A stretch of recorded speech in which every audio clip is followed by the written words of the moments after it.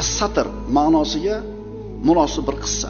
Payg'ambarimiz sollallohu alayhi vasallam aytadilar, bu hadis Abu Hurayra roziyallohu rivoyat qiladi uni. Imom Ahmad musnadlarida, Buxoriyda, Termizida keltirilgan. Man ra'ani fil manam fasayarani fil yaqzati va la yatamassalu shaytonu bi.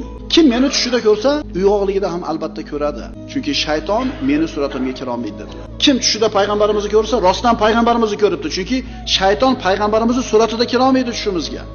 Endi kim tushida ko'rgan bo'lsa, uyg'oqligida ham ko'radi inshaalloh. 20-asrda, mana o'tgan asrda sodir bo'lgan voqea qissa. Damashq xatiblaridan biri tushida Rasululloh sollallohu alayhi vasallamni ko'rdi. Rasululloh unga falonchi qo'shningga borib ayt, u jannatda mening hamrohim bo'ladi dedilar. Qanaqa bashorat, qanaqa xushxabar haligi kishi uchun. Haligi xatib uyg'ondida tushidan qattiq ta'sirlandi va Rasululloh aytgan haligi qo'shnisining uyiga bordi. Borib eshigini qoqdi. Haligi odam chiqdi, salom alaykum bo'ldi.